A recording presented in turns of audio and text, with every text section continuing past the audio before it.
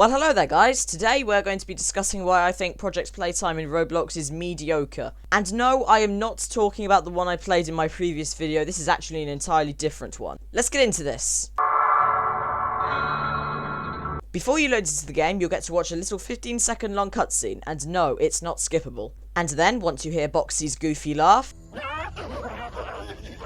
then the game begins. While you might think that the gameplay here would be the same as the original Project Playtime or even the game we played last time, you're actually mistaken. You see, the way the survivors win is they have to pick up 25 wind-up boxes that are located around the map and deposit them in one of the deposit machines. In case you can't tell, this game is trying to go for a Rainbow Friends approach, and all the problems with that gameplay are translated over to this game, with even more problems piled on top of them. Take this for example. Let's say you're playing Rainbow Friends, and someone has one of the last few items you need, but they're just not putting them where you need them to be put, so you're just stuck for a little bit. At least in Rainbow Friends, after a long time, eventually the items get taken out of the person's inventory and put somewhere else, and there's no timer, so it's not like it's really that big of a deal, it's just wasting time, so it's only really an inconvenience. However, in this game, there is a timer, which is around 10 minutes, and no, the items never get taken away from people. And this happens a lot, and trust me, you will lose games because of this.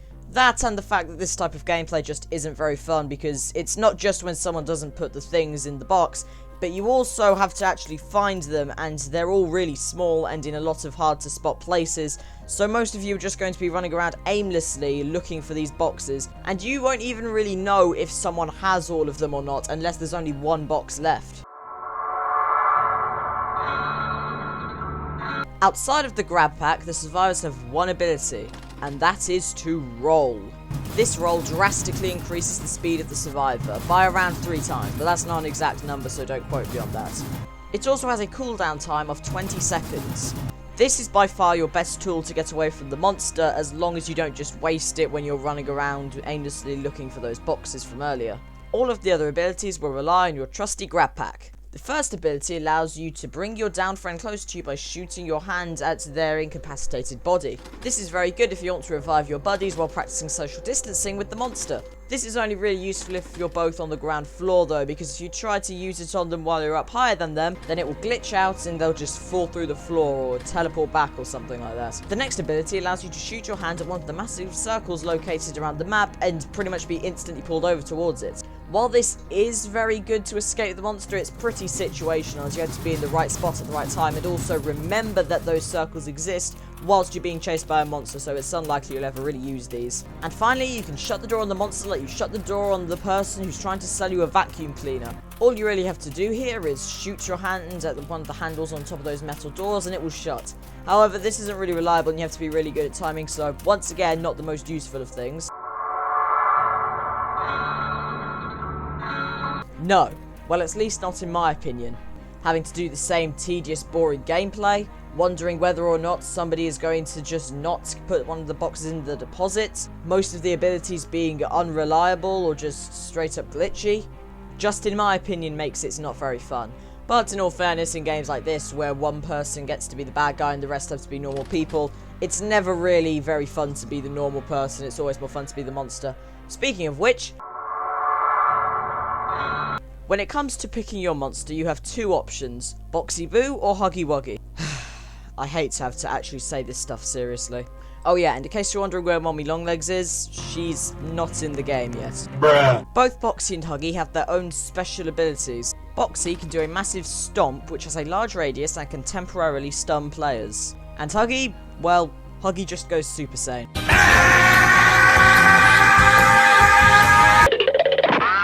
When he does this, he gets a decently large speed boost. I am coming, ready or no, here I come. Huh?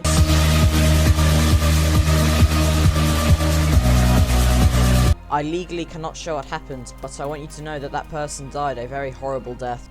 You also have a basic attack, which is just a slap. You hit someone with it once, and they'll be knocked down for 30 seconds. If their friends can't revive them before the timer runs out, then they'll be teleported somewhere else and lose one of their lives.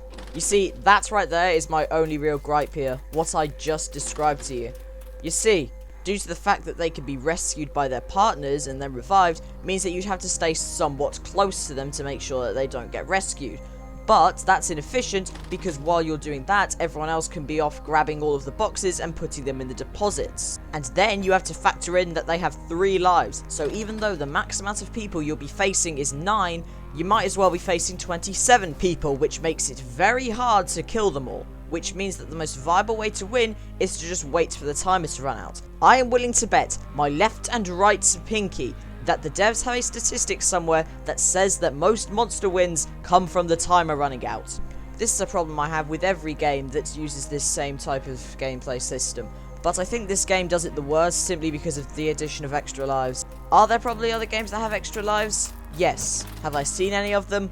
No. Although I must say, a positive about this is that since there are so many people, if they're not very good at the game, then it's really satisfying to just get to kill everyone over and over again. But aside from that small thing that I personally don't like, being the monster is actually very fun, and in all honesty, I had more fun being the monster than I did in the previous game we played, just because it seems like there are much more options than walk up to people and slap, which I think is something that this game does right compared to the last one I played.